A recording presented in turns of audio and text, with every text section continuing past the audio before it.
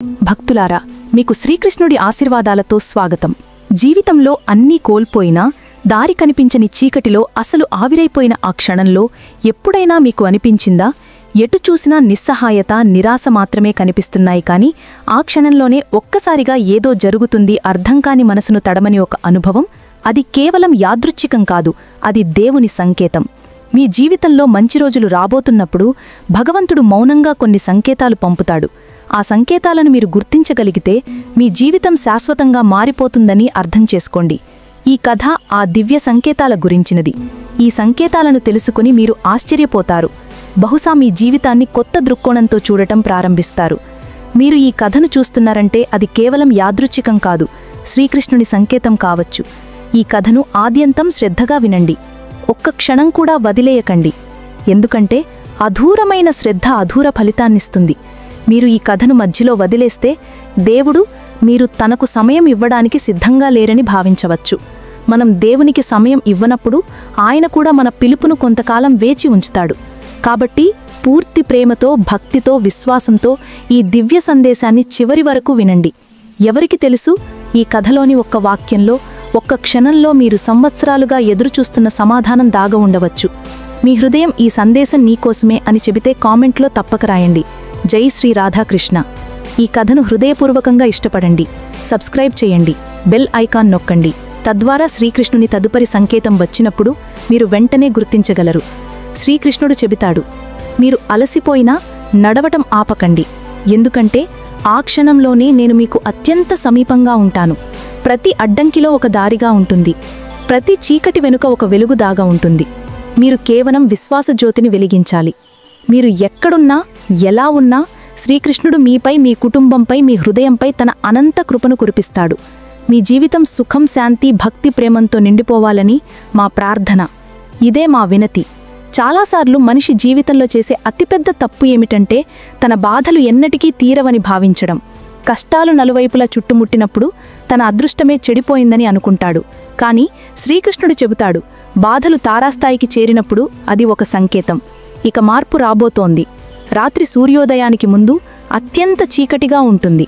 అలాగే జీవితంలోని చీకటి కూడా వెలుగును స్వాగతించడానికి వస్తుంది. మంచి రోజులు రాబోతున్నప్పుడు భగవంతుడు కొన సూక్ష్మమైన సంకేతాలిస్తాడు. వాటిని చూడడానికి దృష్టి కావాలి, అర్థం చేసుకోవడానికి శ్రద్ధ కావాలి. మొదట్లో జీవితం మరింత కష్టంగా అనిపిస్తుంది. రోజువారీ విషయాలు చెడిపోతాయి.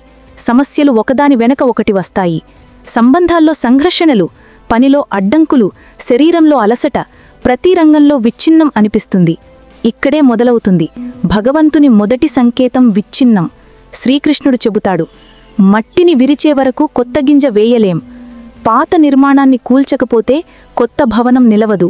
కాబట్టి మీ జీవితం విరిగిపోతున్నట్లు అనిపిస్తే భయపడకండి. ఇది ఒక సంకేతం. దేవుడు మీ జీవితంలో కొత్తగా, దివ్యంగా ఏదో సృష్టించబోతున్నాడు. ప్రజలు తరచూ అడుగుతారు, భగవంతుడు మాతో ఇలా ఎందుకు చేస్తాడు? కానీ వాళ్లకు అర్థం కాదు. ఆయన మిమ్మల్ని సిద్ధం చేస్తున్నాడు. ఒక కుమ్మరి మట్టి పాత్రను అందంగా తీర్చిదిద్దాలనుకుంటే మొదట ఆ మట్టిని పిసికి కొట్టి దాని మెత్తదనాన్ని తొలగేస్తాడు. తర్వాత చక్రంపై తిప్పి దాని ఆకారాన్ని మార్చి ఆ తరువాత నిప్పులో కాల్చి అప్పుడు ఒక ఉపయోగకరమైన పాత్ర తయారవుతుంది. అలాగే జీవిత చక్రం వేగంగా తిరిగినప్పుడు, నలువైపులా బాధలు వచ్చినప్పుడు మంచి రోజులు ఇక సమీపంలోనే ఉన్నాయి అని అర్థం చేసుకోండి. రెండవ సంకేతం, ఒంటరితనం. ఒకప్పుడు మీతో ఉన్నవాళ్లు దూరమవుతారు. మీరు మీ వాళ్లని అనుకున్నవాళ్లు క్రమంగా విడిపోతారు. ఇది దేవుని రెండవ సంకేతం. ఇక మీకు ఇతరుల మీద ఆధారపడే అవసరం లేదు. మీ సొంత శక్తిని కనుగొనాలి. శ్రీకృష్ణుడు చెబుతాడు, మనిషి ఇతరులపై ఆధారపడుతున్నంత కాలం తనలోని అపార శక్తిని గుర్తించలేడు. ఒంటరితనం మీలో దాగ ఉన్న శక్తిని జాగృతం చేసే మార్గం. జనం దూరమైపోయినప్పుడు దేవుడు మీకు మరింత సమీపమవుతాడు. కాబట్టి మీ చుట్టూ నిశ్శబ్దం, శాంతి ఉన్నప్పుడు మీరు ఒంటరిగా ఉన్నాము అని అనుకోకండి. దేవుడు మిమ్మల్ని పిలుస్తున్నాడని అర్థం చేసుకోండి. మూడవ సంకేతం, ఆకస్మిక హెచ్చరిక. మంచి రోజులు సమీపిస్తున్నప్పుడు మీ పాత తప్పుల గురించి ఒక్కసారిగా తీవ్రమైన అవగాహన కలుగుతుంది. కొన్నిసార్లు కలలో, కొన్నిసార్లు ఒక సాధువు మాటల్లో, శాస్త్రవచనాల్లో లేదా ఒక వృద్ధుని సలహాల్లో ఒక కలక్లాంటి హెచ్చరిక వస్తుంది, ఇప్పుడు మారాలి అని. ఈ హెచ్చరిక నిజానికి దేవుని ఆహ్వానం. మిమ్మల్ని సరిదిద్దుకోండి. మీ కొత్త జీవితం ఇప్పుడు ప్రారంభం కాబోతోంది. ఈ సంకేతాలు కహిమంగా అనిపించవచ్చు, కానీ వాటి ఉద్దేశం ఎల్లప్పుడూ మధురమైనదే. 4వ సంకేతం అంతరంగ ఆందోళన. మంచి రోజులు రాబోతున్నప్పుడు ఆత్మలో ఒక రకమైన కలవరం మొదలవుతుంది.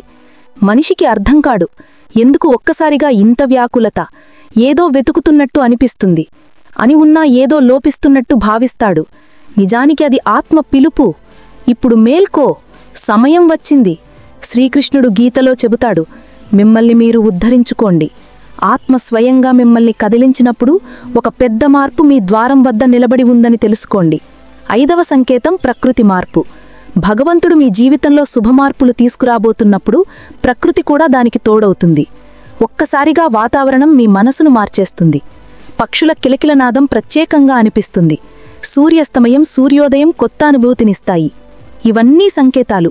మీ చుట్టూ ఉన్న శక్తి మారుతోంది. విశ్వం మీ పక్షానికి పనిచేస్తోంది.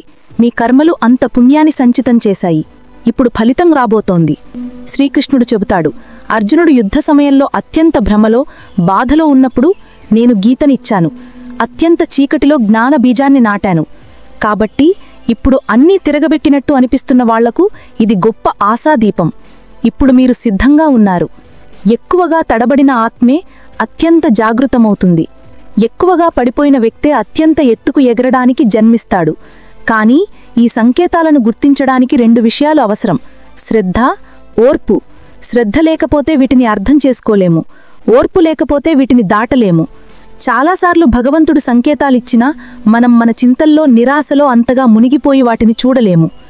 జీవితం మిమ్మల్ని బిగ్గరగా పిలుస్తుంది, కానీ మనం మన బాధల గోడల్లో బంధీలమై ఉంటాం. అందుకే శ్రీకృష్ణుడు చెబుతాడు, సమయం మారబోతున్నప్పుడు మొదట మనసు మారుతుంది, భావం మారుతుంది, దృక్కోణం మారుతుంది. ఈ మార్పులన్నీ మీ లోపలి నుంచి ప్రారంభమవుతాయి. బయటి ప్రపంచం కేవలం ప్రతిబింబమే. లోపల వెలుగు వచ్చినప్పుడు బయట కూడా వెలుగు స్వయంగా వస్తుంది. చివరగా మంచి రోజులు రాబోతున్నప్పుడు ఒక గాయమైన సంకేతం లభిస్తుంది: ప్రేరణ జననం. ఒక్కసారిగా ఏదో మాట మీ మనసును తాకుతుంది. ఒక ఆలోచన మిమ్మల్ని లోపలి నుంచి కదిలిస్తుంది.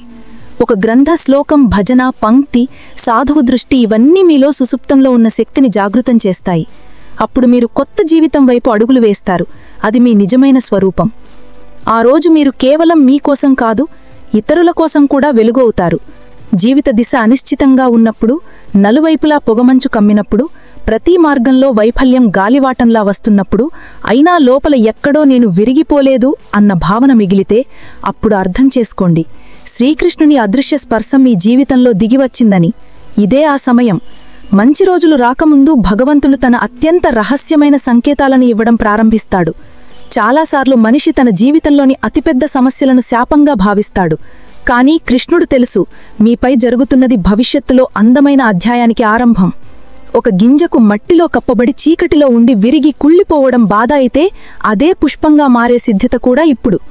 ఒక సామాన్య మనిషి కథ చెప్పుకుందాం. అతను ఎప్పుడూ దేవునితో నేరుగా మాట్లాడలేదు, చమత్కారం చూడలేదు, దివ్యశక్తిని తెలుసుకోలేదు. అయినా అతని జీవితాన్ని పూర్తిగా మార్చే సంకేతాలు ఒక్కొక్కటిగా రావడం ప్రారంభమయ్యాయి. బృందావనం సమీపంలో నటేశ్వర అనే గ్రామంలో మన్హర్ అనే యువకుడు ఉండేవాడు. అతను నిరుపేద కాని అత్యంత జాగ్రత్త కలిగిన హృదయం కలిగినవాడు. బాల్యం నుంచి అతను కష్టాలను చూశాడు.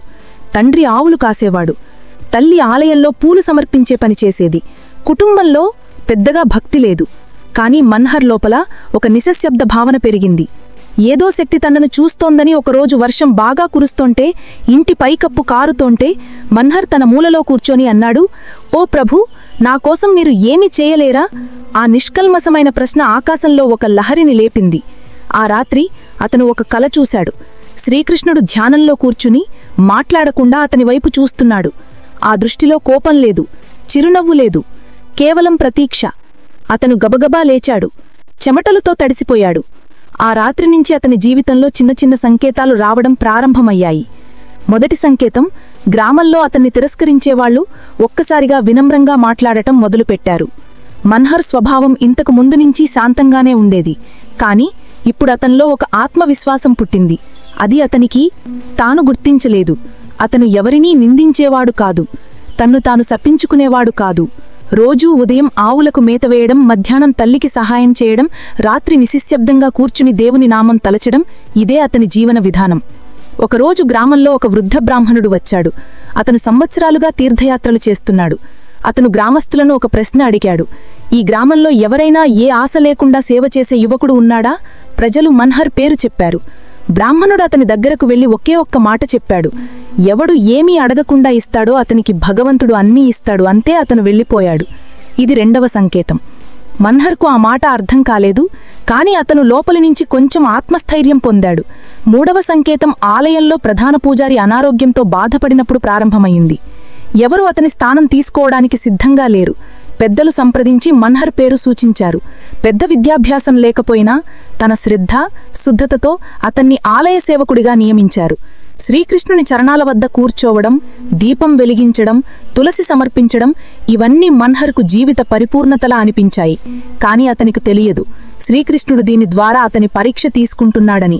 అతని జీవితం మారడం ప్రారంభమయ్యింది.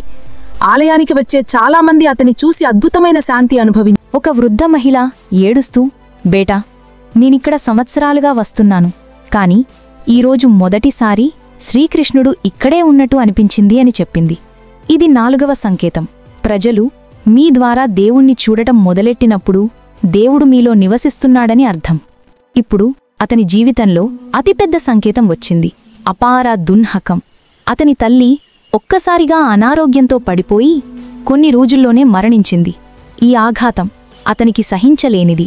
అతను రోజంతా ఆలయంలో కూర్చుని కన్నీళ్లు కారుతూ ఉండేవాడు. కాని ఒక్క ఫిర్యాదు చేయలేదు. కేవలం ఇలా అన్నాడు, ఓ కృష్ణ, ఇది కూడా నీ ఇష్టమే, అయితే నీకు నమస్కరిస్తాను. ఇదే ఆ క్షణం శ్రీకృష్ణుడు తన నిజమైన సంకేతాన్ని ఇచ్చాడు. ఆలయ ప్రధాన పూజారి మన్హర్ను పిలిచి, బేటా, నేనీక సేవ చేయలేను. భగవంతుడు నా కలలో వచ్చి, ఇక నీవే నా సేవకుడివి, ఈ ఆలయం నీ చేతుల్లో ఉందని చెప్పాడు అన్నాడు. మన్హర్ స్తబ్దుడైపోయాడు. తనను తాను అర్హుడిగా భావించలేదు. కాని పూజారి అతన్ని ఆశీర్వదించి, అర్హుడైనవాడు ఎప్పుడూ తనను అర్హుడిగా భావించడు అన్నాడు. అక్కడినుంచి మన్హర్ జీవితం ఒక వెలుగయింది. దూరదూరం నుంచి ప్రజలు అతని దర్శనానికి వచ్చేవారు. అతని చేతుల నుంచి తులసి తీసుకోవడం పుణ్యంగా భావించేవారు. అతని చెప్పిన గీతా పంక్తులు ప్రజల జీవితాలను మార్చేలి. ఒకప్పుడు విరిగిపోయిన నిస్సహాయుడైన యువకుడు ఇప్పుడు శ్రీకృష్ణుని సందేశవాహకుడైనాడు. ఇవన్నీ శ్రీకృష్ణుని అదృశ్య సంకేతాల ఫలితం. మొదట విచ్ఛిన్నం, తర్వాత ఒంటరితనం, ఆ తర్వాత నిస్వార్థ సేవ, ప్రేరణ, పరీక్ష, చివరిగా దైవకృప.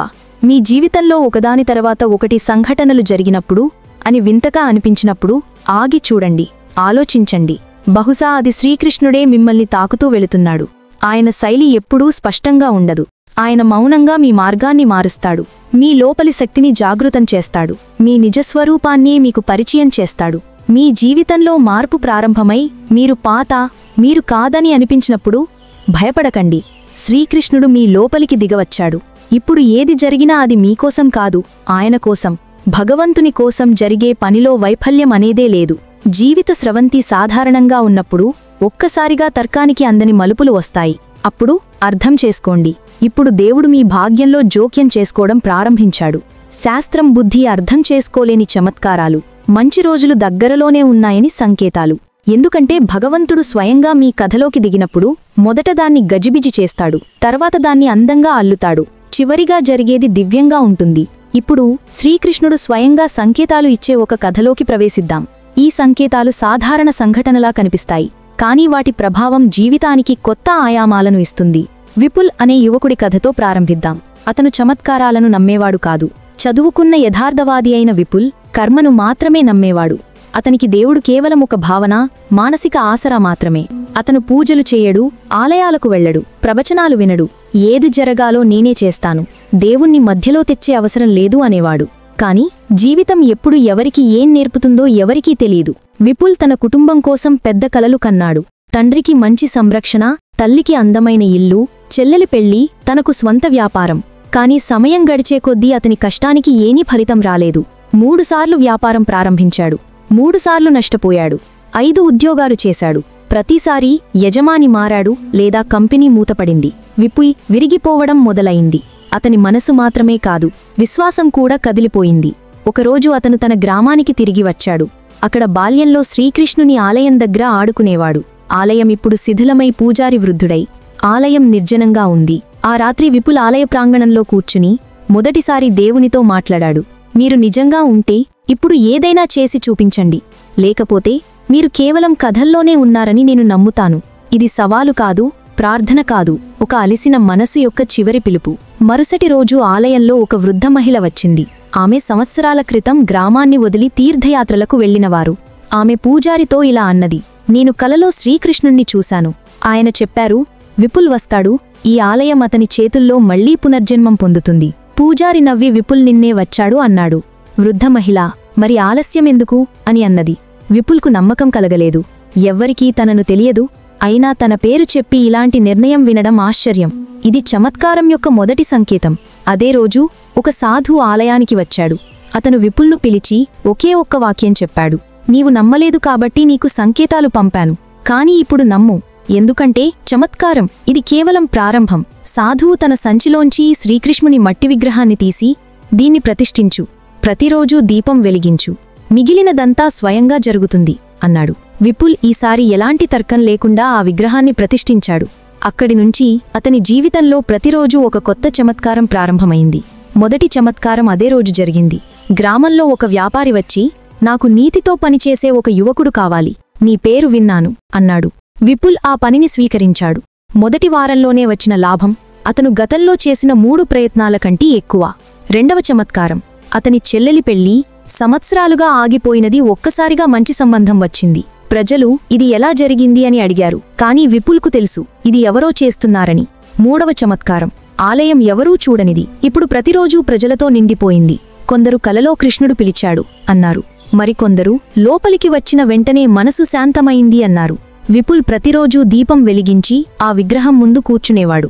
అతని మనసులో ఇప్పుడు ఎలాంటి ప్రశ్నలు లేవు, కేవలం సమర్పణ మాత్రమే. శ్రీకృష్ణులు జీవితంలో చమత్కారాలు పంపినప్పుడు కేవలం పరిస్థితులను మార్చడు, మన ఆలోచనలను మారుస్తాడు. ఇప్పుడు విపుల్ ఆ పాత విపుల్ కాదు, దేవుడు లేడు అని అనేవాడు. ఇప్పుడతను చెబుతాడు, దేవుడు అన్ని చోట్లా ఉన్నాడు, కాని మనం చూడలేము. ఇది జీవితం యొక్క గాంజత సంకేతాలు. కేవలం భావనలుగా మిగిలిపోవు, అవి దృశ్యాలుగా మారుతాయి. శ్రీకృష్ణుడు తన భక్తునికి మంచి సమయం యొక్క సంగ్రహాన్ని ఇవ్వాలనుకున్నప్పుడు మొదట అతని అహంకారాన్ని విరుస్తాడు, తరువాత అతని ఆత్మను తెరుస్తాడు, ఆపై చమత్కారాల వర్షం కురిపిస్తాడు. ఈ చమత్కారాలను గుర్తించడానికి బాహ్యకళ్ళు కావాల్సినని కాదు, అంతరదృష్టి కావాలి. ఆ అంతరదృష్టి ప్రశ్నలు ఆపి స్వీకరించడం ప్రారంభించినప్పుడు వస్తుంది. ప్రతి మనిషి జీవితంలో ఒక క్షణం వస్తుంది, ఇప్పుడు ఏమీ మిగరలేదు అనిపిస్తుంది. అక్కడి నుంచే కొత్త జీవితం ప్రారంభమవుతుంది. అక్కడి నుంచి దేవుడు తన మొదటి మెట్టును దింపుతాడు. ఆ మెట్టును పట్టుకుని నడిస్తే భక్తుడు స్వర్గానికి కాదు, సత్యానికి చేరుకుంటాడు. ఈ భాగం యొక్క సారమిది. మంచి రోజులు రాబోతున్నప్పుడు దేవుడు కేవలం లోపలే కాదు, బయట కూడా సంకేతాలు పంపుతాడు. ఆయన కలలో వస్తాడు, అపరిచితుల మాటల్లో మాట్లాడతాడు, ఆకస్మిక సంఘటనలను మారుస్తాడు. కొన్నిసార్లు మీ జీవితాన్ని సరిచేయడానికి ప్రపంచ దిశనే మార్చేస్తాడు. ఒక వ్యక్తి తన జీవిత సంఘటనలపై శ్రద్ధ పెడితే కొంతకాలం ఏమీ జరగని శాంతి, స్థిరత, ప్రతీక్ష ఉంటుందని చూస్తాడు.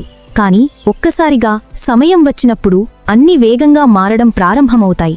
కొందరు దూరమవుతారు, కొందరు కొత్తవాళ్లు వస్తారు, పాత అలవాట్లు వదిలిపోతాయి, ప్రతిచోటా కలవరం మొదలవుతుంది.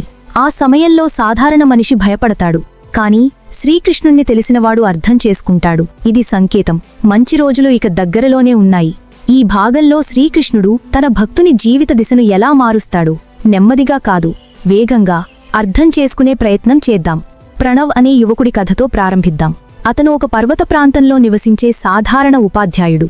ఉదయం లేచి పూజ చేసి పాఠశాలకు వెళ్లి సాయంత్రం ఇంటికి తిరిగి వచ్చి తల్లిదండ్రులతో భోజనం చేసి నిశ్శబ్దంగా నిద్రపోయేవాడు. ప్రణవ్కు ఒక కల ఉండేది, ఒక గొప్ప రచయితగా మారాలని, తన రచనల ద్వారా ప్రజలకు దేవుని స్పర్శ అందాలని. అతను అనేకసార్లు ప్రయత్నించాడు, కవితలు, కథలు రాశాడు, కాని ఏ ప్రచురణకర్త అతన్ని గంభీరంగా తీసుకోలేదు. క్రమంగా అతని విశ్వాసం కదిలిపోయింది. కాని ఒక విషయాన్ని అతని ఎప్పుడూ మరచిపోలేదు. తన గదిలో ఉన్న శ్రీకృష్ణుని చిత్రాన్ని ప్రతిరోజు ప్రణమిల్లి, నాకు పెద్దగా ఏమీ వద్దు, నా రచనల ద్వారా ఎవరి కన్నీళ్లైనా తుడవాలి అని అనేవాడు. సంవత్సరాలు గడిచాయి, ఏమీ జరగలేదు. కాని ఒక్కరోజు అన్నీ వేగంగా మారడం ప్రారంభమైంది.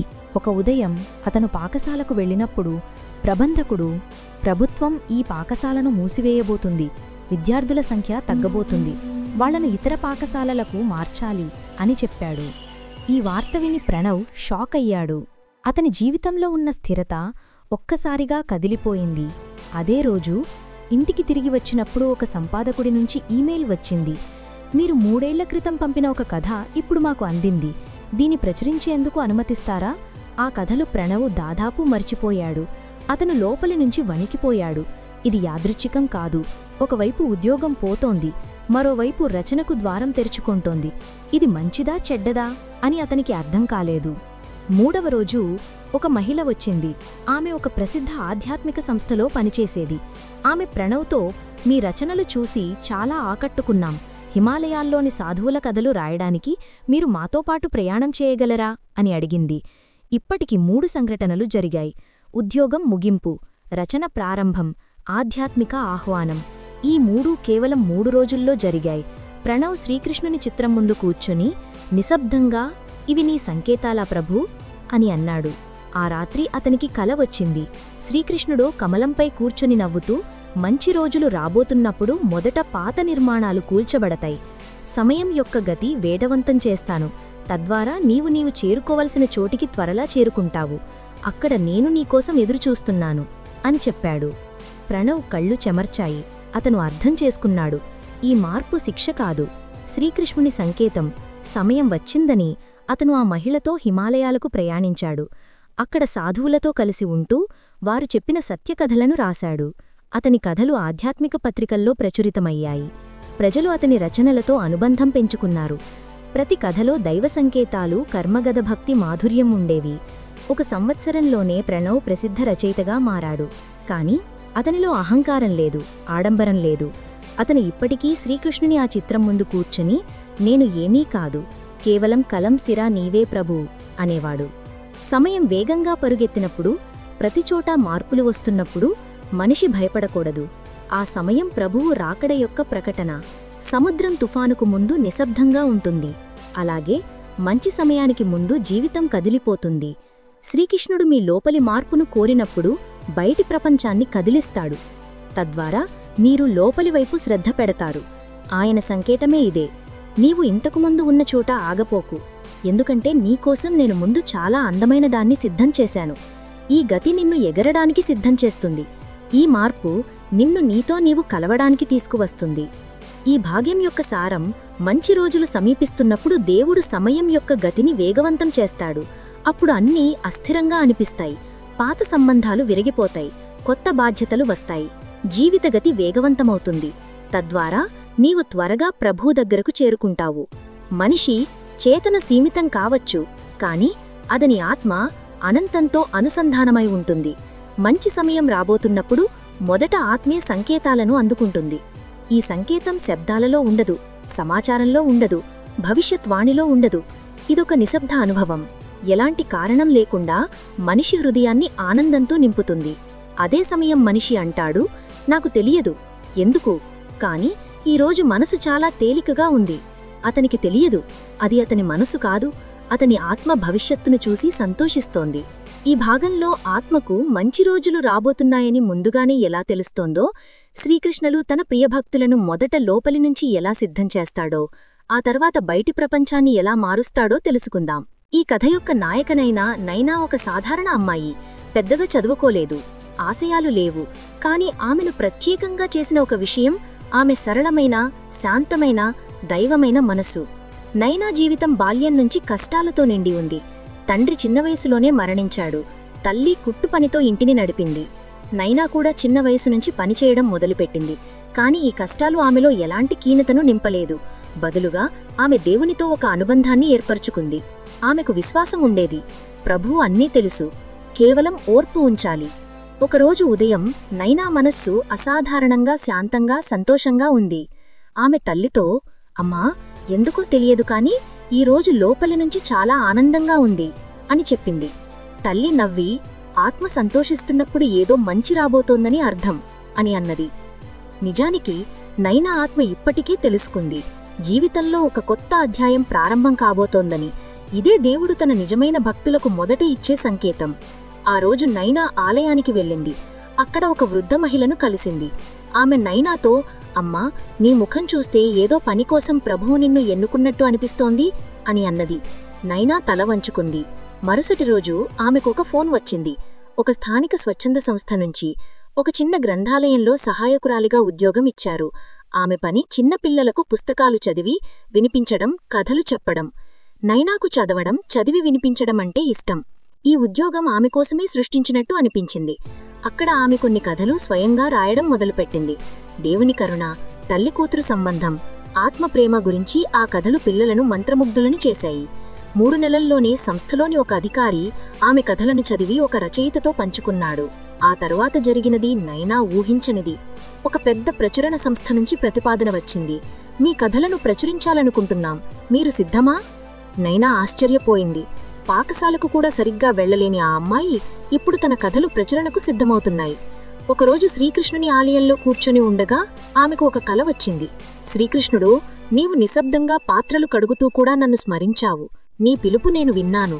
ఇప్పుడు నీ సమయం వచ్చింది అని చెప్పాడు. నైనా కన్నీళ్లు పెట్టుకుంది. ఆమెకు అర్థమైంది, లోపలి నుంచి మొదటి నుంచి వస్తున్న ఆనందం ఆత్మ సంకేతమే. మంచి సమయం రాబోతున్నప్పుడు దేవుడు మొదట ఆత్మను తాకుతాడు. మనస్సు సిద్ధమవుతుంది. సమయం మారినప్పుడు భక్తుడు ఆశ్చర్యంలో పడకుండా ఉంటాడు. నైనా కథలు ఇప్పుడు దేశవ్యాప్తంగా చదవబడుతున్నాయి. ఆమె ఎక్కడికి వెళ్లదు, వేదికలపై కనిపించదు, టీవీలో కనిపించదు. ఇప్పటికీ ఆ చిన్న ఆలయంలోని మూలలో కూర్చొని శ్రీకృష్ణునితో, ఓ ప్రభూ, నీవు చెప్పకుండానే అన్నీ చెబుతావు, నేను అదే వింటూ ఉంటాను అని చెబుతోంది. మంచి రోజులు కేవలం డబ్బు, కీర్తి, సౌకర్యాలను తీయలేవు. అవి ఆత్మ పరిపూర్ణతను తెస్తాయి, మనిషి లోపలి నుంచి. ఇప్పుడు నేను ఆ సమయంలో ఉన్నాను, దేవుని చెయ్యి నా తలపై ఉంది అని తెలిసినప్పుడు అదే అతని అతి పెద్ద రోజు. ఈ భాగం యొక్క సారం: మంచి రోజులు రాబోతున్నప్పుడు మొదట ఆత్మ సంకేతాలను అందుకుంటుంది. వ్యక్తి ఒక్కసారిగా లోపల ఏదో మారుతున్నట్టు అనిపిస్తుంది. అతను భావోద్వేగంతో నిండిపోతాడు, లేదా సంతోషిస్తాడు, లేదా కొన్నిసార్లు ఎలాంటి కారణం లేకుండా ఏడుస్తాడు. ఆ ఏడుపు దున్హకం కాదు, అది ప్రభువు స్పర్శ. శ్రీకృష్ణుడు ఒక భక్తుని మంచి సమయం వైపు తీసుకెళ్తున్నప్పుడు మొదట అతని హృదయంలో శ్రద్ధ, శాంతి యొక్క ఒక చుక్కను చల్లుతాడు. ఆ చుక్క క్రమంగా సముద్రంగా మారుతుంది. జీవితం మంచి రోజుల వైపు సాగుతున్నప్పుడు ఒక అద్భుత ప్రక్రియ ప్రారంభమవుతుంది. పాతకర్మలు క్రమంగా తొలగిపోతాయి. సంవత్సరాలుగా బరువైన జీవితంలో అడ్డంకులైన, మనసును బరువెక్కించిన సంకల్పాన్ని బలహీనపరిచిన, జీవితాన్ని ఆపిన ఆ కర్మలు ఒక్కొక్కటిగా కరిగిపోతాయి. ఇది చమత్కారం కాదు, ఇది ప్రభువు లీల. ఆయన చెబుతాడు, ఇప్పుడు నా భక్తుడు ఎగరాల్సిన సమయం వచ్చింది. అతని రెక్కలకు ఎలాంటి పాత గిరిగిసిన బంధనాలు ఉండకూడదు. ఈ లీలను అర్థం చేసుకోవడానికి రాఘవ్ అనే యువకుడి జీవనయాత్ర వైపు వెడదాం. అతను కర్మల బరువుతో నలిగిపోయాడు, కాని అతని ఆత్మ శ్రీకృష్ణుని వెతుకుతోంది. రాఘవ్ ఒక సాధారణ కుటుంబంలో జన్మించాడు. తల్లిదండ్రులు భక్తులు, కాని కుటుంబం ఆర్థికంగా చాలా బలహీనంగా ఉండేది. చదువులో అతను తెలివైనవాడు, కాని ప్రతిసారి ఏదో ఒక అడ్డంకి వచ్చి అతని భవిష్యత్తులు ఆపేది. ఒకసారి కళాశాలలో ప్రవేశం ఖాయమైనప్పుడు తండ్రి అనారోగ్యం పడ్డాడు. చదువు మానేసి పని చెయ్యాల్సి వచ్చింది. రెండవసారి వ్యాపారం ప్రారంభించినప్పుడు ఆ నెలలోనే అతని దుకాణంలో దొంగతనం జరిగింది. మూడవసారి ఉద్యోగం వచ్చినప్పుడు 3 నెలల్లో కంపెనీ మూతపడింది. రాఘవ్ ఆలోచించాడు, నా భాగ్యంలో ఏమీ మంచిలేదా? కాని అతని మనసులో ఒక విశ్వాసం ఉండేది, శ్రీకృష్ణుడు అన్నీ చూస్తున్నాడని. అతను ప్రతిరోజూ ఆలయానికి వెళ్లి గంటల తరబడి నిశ్శబ్దంగా కూర్చునేవాడు. ఒకరోజు అతను పూజారితో, దేవుడు నన్ను మర్చిపోయాడా అని అడిగాడు. పూజారి నవ్వి, దేవుడు ఎవరిని మర్చిపోడు, అతను నీ మార్గం నుంచి అడ్డంకులను తొలగిస్తున్నాడు అన్నాడు. రాఘవ్ ఆ మాట విన్నాడు, కాని అర్థం చేసుకోలేకపోయాడు. కొన్ని నెలల్లోనే జరిగిన సంఘటన అతని జీవితాన్ని మార్చేసింది. ఒక ఉదయం రాఘవ్ ఆలయంలో కూర్చుని ఉన్నాడు. అతని ఇప్పుడు ఏ ఆశలు లేని స్థితిలో ఉన్నాడు. ఎలాంటి ఫిర్యాదు లేదు, కేవలం నిశ్శబ్ద సమర్పణ. అదే సమయంలో ఒక వృద్ధుడు ఆలయానికి వచ్చి అతని పక్కన కూర్చుని, నీవు చాలా శాంతంగా ఉన్నావు, ఏం చేస్తావు అని అడిగాడు. రాఘవ్, ఏమీ చెయ్యను, చాలాసార్లు ప్రయత్నించాను, అన్నీ అధూరంగా మిగిలాయి అని చెప్పాడు. వృద్ధుడు అతని కళ్లల్లోకి చూసి, అన్నీ కోల్పోయినా విశ్వాసాన్ని కోల్పోని వ్యక్తి కోసం వెతుకుతున్నాను, నాతో రాగలవా అన్నాడు. రాఘవ్ ఆశ్చర్యపోయాడు, కాని ఆ వృద్ధుని కళ్లల్లోని శాంతిని చూసి వస్తాను అన్నాడు. ఆ వృద్ధుడు ఒక పెద్ద ఆధ్యాత్మిక ఆశ్రమం యొక్క నిర్దేశకుడు. అతనికి సేవాభావంతో పనిచేసే యువకుడు కావాలి. అతను రాఘవ్ను తన వెంట ఉంచాడు. ఆశ్రమ పనుల్లో నిమగ్నం చేశాడు. సాధువుల సత్సంగంలో కూర్చోపెట్టాడు. 6 నెలల్లోనే రాఘవ్ జీవితం మారిపోయింది. అతని ముఖం మరింత శాంతంగా, వాణి మధురంగా దృష్టిలో గాధ్యత వచ్చింది. ఒకరోజు ఆశ్రమంలో ఒక గొప్ప సాధువు ప్రవచనం కోసం వేలాది మంది వచ్చారు. ప్రవచనం తర్వాత మైక్ పాడైపోయింది. ఆయోజకులు గబగబా అయ్యారు. అప్పుడు ఆ వృద్ధ మహాత్మా, రాఘవ్, నీవు వెళ్ళి ప్రభునామంతో ఏదైనా చెప్పు అన్నాడు. రాఘవ్ ఏమీ ఆలోచించకుండా వెళ్లాడు. శ్రీకృష్ణుని ఆలయంలో కూర్చుని లోపల అనుభవించిన భావాలను చెప్పడం మొదలెట్టాడు. తన మాటలు సాధారణమైనవి కావు. అవి శ్రీకృష్ణుని కృపతో ఆత్మనుంచి వచ్చినవి. అతను తన జీవితంలోని కష్టాలను, ఆ కష్టాల మధ్య దేవుని సంకేతాలను, తన హృదయంలో పెరిగిన విశ్వాసాన్ని, శాంతిని చెప్పాడు. ప్రజలు నిశ్శబ్దంగా విన్నారు. కొందరి కళ్లల్లో కన్నీళ్లు తిరిగాయి. అతని మాటలు వారి హృదయాలను తాకాయి. ఆ రోజునుంచి రాఘవ్ ఒక సాధారణ యువకుడు కాదు, అతను శ్రీకృష్ణుని సందేశవాహకుడయ్యాడు. ఆ సంఘటన తరువాత ఆశ్రమంలో అతనికొక గొప్ప బాధ్యత ఇచ్చారు: యువతకు ఆధ్యాత్మిక విద్యను అందించడం. రాఘవ్ ఇప్పుడు శ్రీకృష్ణుని గీతను, ఆయన లీలలను, భక్తి యొక్క గాధ్యతను యువకులకు నేర్పుతున్నాడు. అతని జీవితం ఒకప్పుడు వైఫల్యాలతో నిండినది, ఇప్పుడు దివ్య లక్ష్యంతో నిండిపోయింది. ఒకరోజు ఆ వృద్ధ మహాత్మా అతనితో, రాఘవ్, నీవు అడ్డంకులను శాపంగా భావించావు, కాని అవి నీ ఆత్మను శుద్ధి చేయడానికి వచ్చినవి. శ్రీకృష్ణుడు నిన్ను సిద్ధం చేశాడు, ఇప్పుడు నీవు ఆయన సేవకుడివి అని అన్నాడు. రాఘవు జీవితం ఒక సంకేతం. దేవుడు తన భక్తుని జీవితంలో ఎలా పనిచేస్తాడు? మొదట అతన్ని విచ్ఛిన్నం చేస్తాడు, తరువాత ఒంటరితనంలో శక్తిని కనుగొనేలా చేస్తాడు, ఆపై ఆకస్మిక హెచ్చరికల ద్వారా మార్గాన్ని చూపిస్తాడు, అంతరంగ ఆందోళన ద్వారా ఆత్మను జాగృతం చేస్తాడు, చివరిగా ప్రకృతి మార్పుల ద్వారా కొత్త జీవితాన్ని ఇస్తాడు. ఈ సంకేతాలు రాఘవ్ జీవితంలో ఒక్కొక్కటిగా వచ్చాయి, మరియు అతను వాటిని శ్రద్ధతో, ఓర్పుతో స్వీకరించాడు. ఇప్పుడు మీ జీవితంలోకి వద్దాం. మీరు ఈ కథను వింటున్నారంటే బహుశా శ్రీకృష్ణుడు మీకు కూడా ఒక సంకేతం పంపుతున్నాడు. మీ జీవితంలో ఏదైనా విచ్ఛిన్నమైన అనుభవం ఉందా? ఒంటరితనం అనుభవించారా? ఆకస్మిక హెచ్చరికలు లేదా అంతరంగ ఆందోళనలు కలిగాయా?